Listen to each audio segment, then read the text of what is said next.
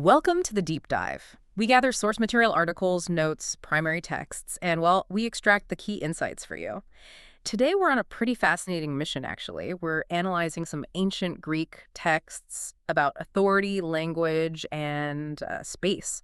We're really focusing on the surprising power hidden in, simple Greek prepositions and verbs, specifically from Luke 7.8, the centurion story, and Matthew 4.19, the call to discipleship.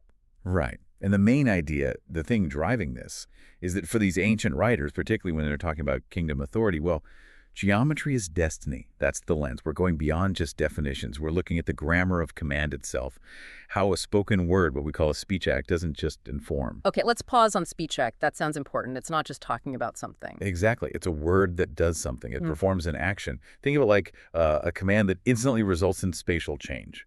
Someone moves because the word was spoken. Got it. The word itself creates the reality, like a judge's verdict. And you're saying there's a direct line here between how this Roman centurion understood command and how Jesus calls his disciples. Precisely. It's the same physics of authority, if you like, underneath both stories. And we'll look at this through three ideas: hierarchy, proximity, and imitation. Okay, let's dive into Luke 7.8. The centurion, he's the Roman officer, asks Jesus to heal his servant, but says, "Don't bother coming to my house." Now, his faith is famous, but our sources suggest it's built on something really concrete. His grasp of military physics, military structure, it hinges on two spatial concepts he lives by. Exactly. And the first key Greek word he uses is hypo, H-Y-P-O. It means under. When he says he is hypoexousion under authority, that preposition hypo is used with the accusative case. All right, the accusative case. Why should we care about that bit of grammar? Sounds a bit, technical. It does, but it has a really practical function here. Hypo with the accusative isn't just general status like I report to someone. It specifically marks spatial subordination. It paints a picture. It means I am physically, structurally positioned beneath a higher command. It locks you into place. So it's visual, positional, like you could literally draw it on a chart. Him, down here. Can you give us a kind of modern picture for being under authority in that really physical way? Okay, think about a really detailed corporate org chart. Or maybe better, the command deck of a warship. Right. Everyone knows exactly where they stand relative to the captain. And if you're standing in your assigned spot, your words carry the weight of that entire structure. They work. Step outside that spot, that jurisdiction, your words are just empty air. The centurion understands his authority, his exousia isn't just muscle, it's recognized permission. His place is arranged, he didn't invent it. Okay. That changes how I hear his confidence. He knows he's a cog, sure, but a cog that functions because of the whole machine he's under. Which brings us to his second point, right? His demonstration of power, using the word irshu, come. He shows his speech, because it's delegated, controls space. Yes. He says, effectively, look, I tell this soldier, go, he goes. I tell another, come, he comes. And the link between the two ideas is undeniable.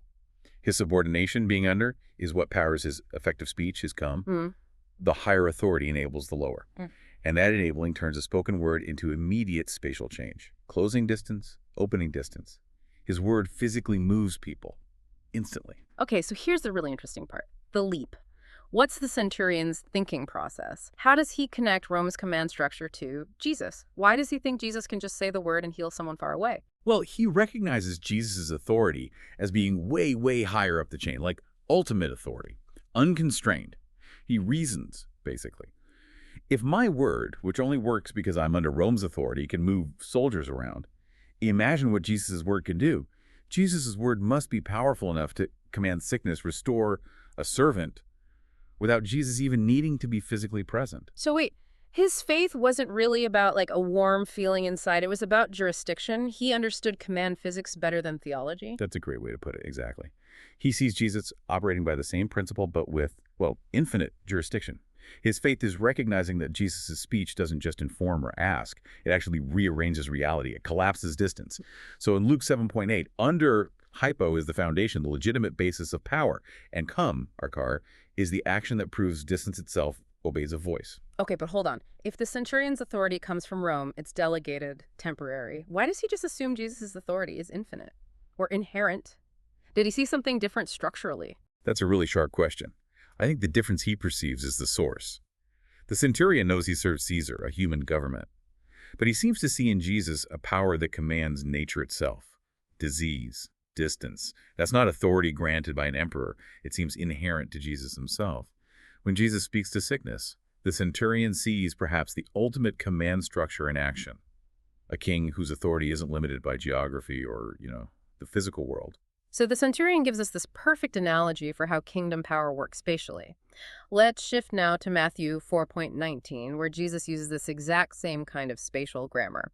He calls his first disciples, "Deipte opisumu, come after me." Yes. And the language of that call is incredibly direct. It starts with do. That's an imperative summons. It literally means come here. Now, it packs urgency and direction into one word. It's signaling a decisive relocation. This isn't, hey, maybe think about following me sometime. It's a demand for a change in loyalty, priority, and physical movement. Right now.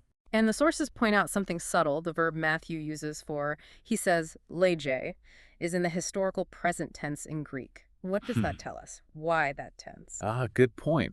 It really underscores Jesus's sovereign initiative here. It's not like the fisherman just happened upon this opportunity. The call originates entirely in his active speech act. Using the historical present makes it feel immediate, like the command is happening now for the reader too. It emphasizes the ongoing reality initiated by his voice. But doesn't that make Jesus sound a bit, harsh? Mechanical, even? Like a drill sergeant barking orders. Where's the relational aspect, the invitation? Well, the invitation is implied in who is calling and what he promises. Yeah. But the mechanics of the call are, yes, command. He's recruiting them, pulling them into a very physical, visible apprenticeship. The command structure ensures they actually align with the king who can deliver on his promises. And that alignment is fixed by the spatial part. Opishumu, behind me. Behind me. That immediately locates the disciple relative to Jesus. He's out front, leading the way. You fall in line right behind. Precisely. And behind me packs in three really crucial, interconnected dimensions of what discipleship means here. First, hierarchy. Jesus leads, he sets the course. Undisputed.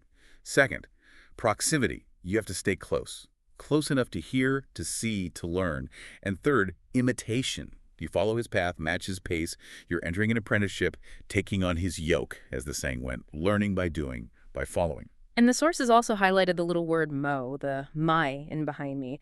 That specifies the object of their allegiance. Absolutely crucial. It's not come behind this idea or come behind this movement. It's come behind me, the person. Allegiance is to the person of Christ. This command instantly demands they recoordinate their entire existence around a new center, physically and spiritually. Okay, so the implications are huge. Answering this call, this spatial command, isn't just changing jobs. It signals a kind of kingdom transfer. You're stepping out of one reality, one set of rules, into another. That's exactly it. That distinction is critical, the centurion's analogy. It functioned within Rome's system, the old domain, you might say. But Jesus's come after me is a call to defect, to leave the counterfeit kingdom, the realm dominated by sin, fear, death, and enter the real kingdom, the one where the king's word actually brings life and wholeness. That word come is generative. It moves people into life. And Jesus backs this up with a promise, using a powerful future tense verb, poiesuf, I will make. That sounds like more than just retraining. Oh, much more. He's pledging his own divine power, his agency. He's not just saying, I'll teach you a new skill. He's saying, I will fundamentally remake you. This is a promise of ontological reformation. Okay, ontological reformation, that's a mouthful. Let's unpack that a bit for listeners in plain terms. Right. Ontology is about the nature of being, what something fundamentally is. So Jesus is promising to change their very essence, their core identity. It's not just giving fishermen new nets for a different kind of catch. It's transforming them into a new kind of person, capable of things they weren't before. He's governing not just their location or job, but their very being. Wow. And the new identity he promises. Haley's anthropin, fishers of people. He takes their old job title and flips it. He completely transfigures it. He sees their existing skills, the grit, the patience, the hard work, knowing the right time, and says, yes, that's what's needed for kingdom work. But then he inverts the whole purpose. Normally, fish are caught to be, consumed. Here, the catch is explicitly persons, anthropon, people to be gathered into life, into salvation. It flips the economy from one ending in death to one resulting in life. Okay, let's quickly zoom out. How did this recognized authority actually impact the map? It wasn't just a few guys by a lake, right? The sources show it reshaped the whole information landscape. Definitely. Look at Luke 7.17.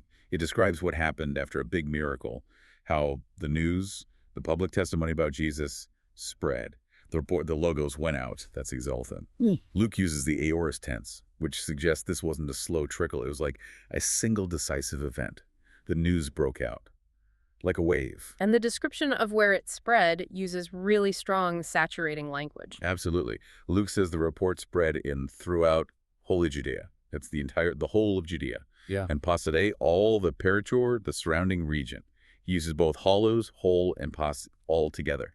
That's intentional. It emphasizes total coverage, saturation, breadth, center and periphery, towns and countryside. Everyone heard.